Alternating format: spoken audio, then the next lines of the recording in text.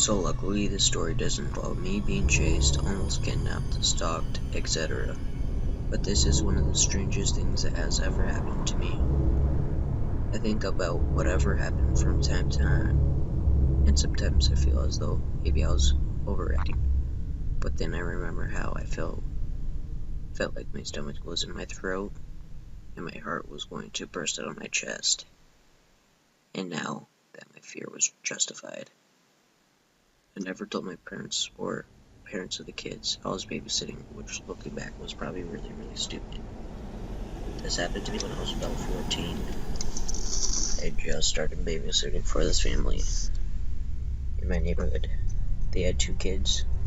A boy who was at the time 10, and a girl who was at the time was 8. They were great kids to babysit. They got along with each other without fighting.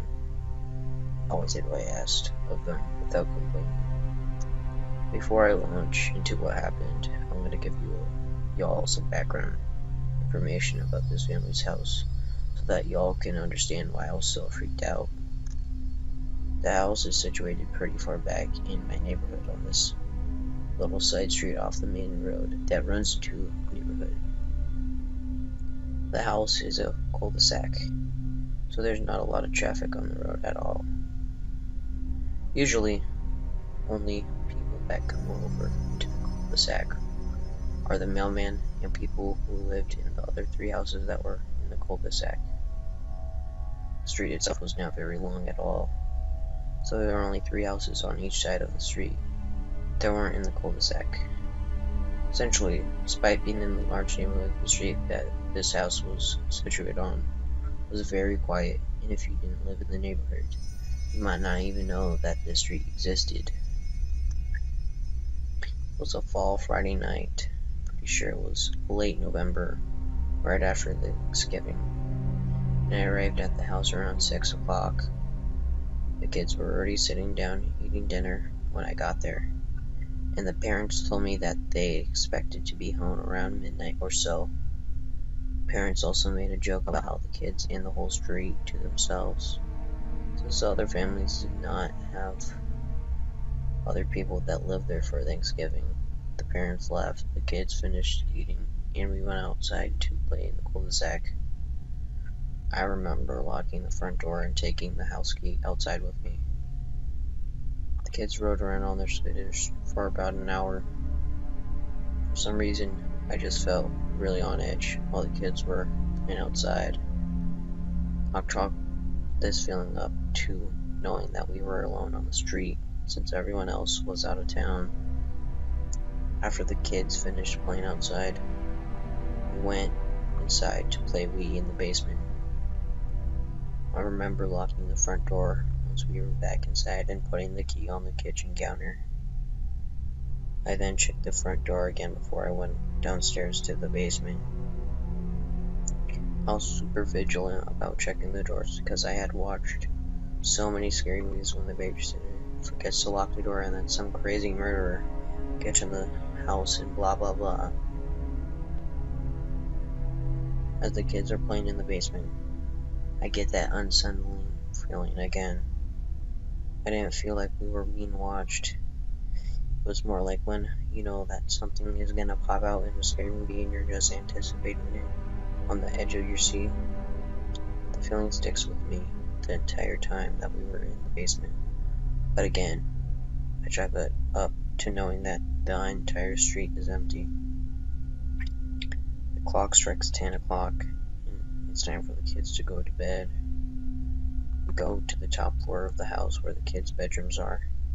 The house is set up so that when you open the door of the house and come inside, you're standing in the foyer with the stairs to go to the top floor directly in front of you. If you're standing in the foyer, you can see all the way up the stairs into the bathroom and on the top floor. So the kids are in the bathroom brushing their teeth, and we all hear a car pull onto the driveway. I figure that it's their parents coming home super early, and I expect to hear the garage start opening, but that sound never comes. I walk into the girl's bedroom and look out the front window. There's a car running in the driveway, and there's a man in the car. but the headlights are turned off despite being 10 p.m. and pitch black dark outside. I figured it was someone who got lost in our neighborhood and was just using the driveway to stop and get out their bearings before heading back out on the road. I leave the girls' bedroom and head back into the bathroom where the kids are. Suddenly, I hear a knock on the front door. I turn around, and there's a man standing at the door holding a pizza box. There are 2 long windows on either side of their front door, so I have a clear view of this guy, and I know that he was in a clear view of us. Immediately, that eerie feeling that I had been feeling all night, I asked both of the kids if they ordered a pizza for some reason, and they both said no. These kids were always very honest and wouldn't lie about something like that, or even order a pizza without asking me, so I know they were being truthful. Now, normally I would have gone downstairs to see what this guy wanted, but maybe he had the wrong house and I could point him in the right direction. But that little voice in my head was screaming, "Do not go downstairs, do not open the door." The guy also didn't look like he worked for any pizza company. He looked like he worked for any normal pizza company. He looked like he was wearing a uniform or hat with the company's logo on it. He didn't even look like he had a pizza man car. This guy just seemed off. He looked like he was in his late 30s, early 40s, and he looked super disheveled. His shirt was really wrinkled, his pants were filthy and ripped, and he had this ratty black baseball cap that was pulled down super far so that his eyes were covered. He was also grinning really aggressively. Like I thought this guy's teeth would just shatter because of how hard he was pressing them together. At this point, the kids notice him and start asking why he's here. Should we open the door? Etc., etc. I tell them no and ask them just go downstairs in their rooms and lay down. The boy goes to his room and I walk the girl into her room and look out the window at the car again. I notice that the car doesn't have one of those pizza delivery car signs on the top, which all of the pizza companies in my town required pizza delivery guys to have one, so now I know I feel really confident in my initial intuition that this guy isn't a legit pizza delivery guy. The girl gets in bed and I come out of her room and I sit down at the top of the stairs so that I can keep an eye on this guy. I try to stay really calm so as not to upset the kids, even though I was flipping out on the inside. He's still standing at the door, holding the pizza box in one hand, and he's still gritting that teeth, shattered grin. His mouth almost looks too big for his face, even though I can't see his eyes because of this hat. I know that he's dead ass staring at me, and without breaking eye contact, he starts jiggling the door handle pretty aggressively, while still grinning. I silently thank God that I was so psychotic about making sure the front door was locked. He stops jiggling the handle and resumes staring at me. If I was in the situation right now, I probably would have called the police immediately, but being only 14 and fairly new to babysitting, I was paralyzed with a fear. I felt like if I took my eyes off of him for 1 second, when I looked back he would be standing at the base of the stairs. After about another 5 minutes of the stair down, he literally starts walking backwards off reports without breaking eye contact. Legit, this dude is still walking backwards toward his car and still staring at me. I go into the parents' bedroom, which also a view of the driveway, kneel down in front of the window and peek out. I'm expecting to see this guy get into his car. Nope. This guy is nowhere in sight. The car is still there. So I return to my perch at the top of the stairs, half expecting to see him at the door again, or worse, standing at the bottom of the stairs. But he was nowhere to be seen. After about 20 minutes, I hear a car starting. I run back to the parents' room, kneel in front of the window again, and notice that the car in the driveway has started and the guy is sitting in the driver's seat, still fucking grinning. He also doesn't turn the headlights on. He shifts into reverse and beginning slowly backing out the driveway, grinning the entire time. Right before he drives off, he turns his head and I swear to God, makes direct eye contact with me again. I can't see his eyes because of the hat, but I know that he was looking directly at me.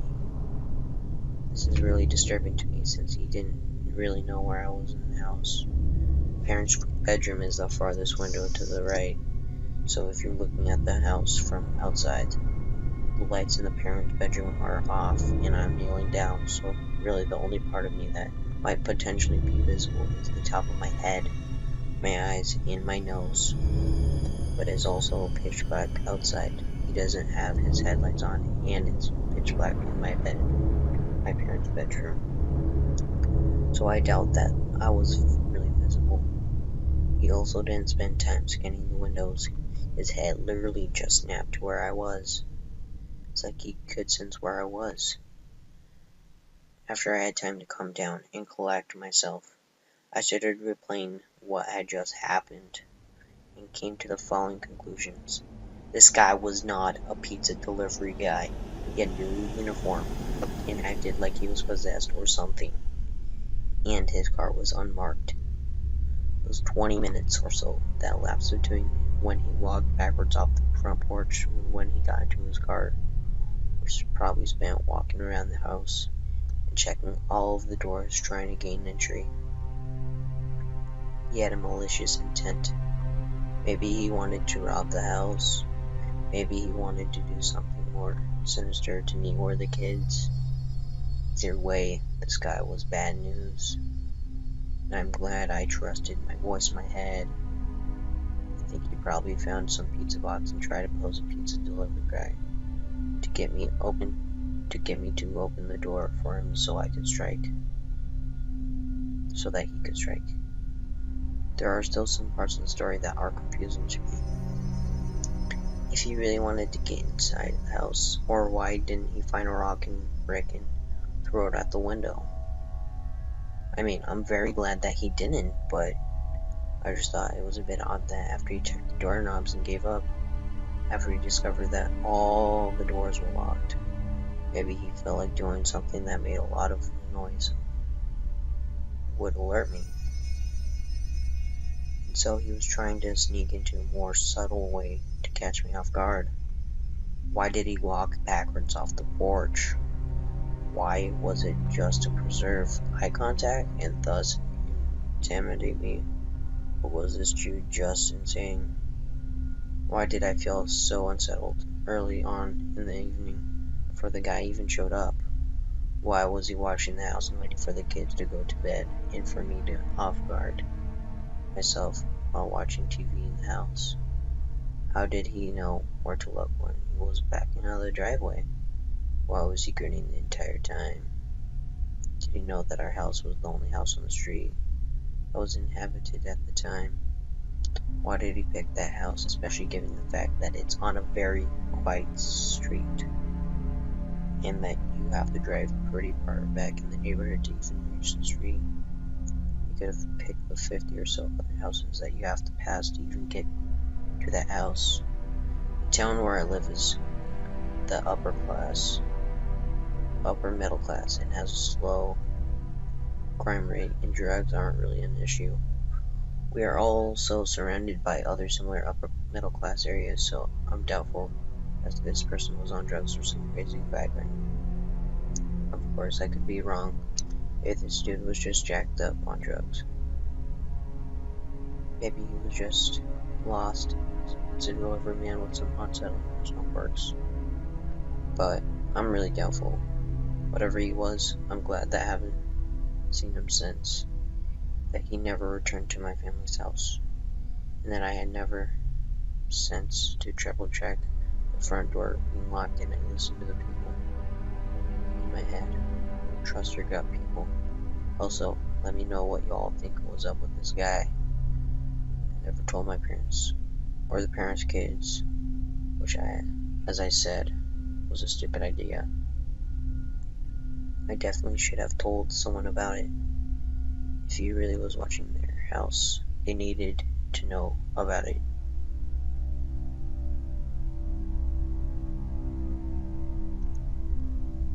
Guys, that was my very first video. Tell me how you enjoyed it, and if you guys want to see more content. I'll see you guys in the next video.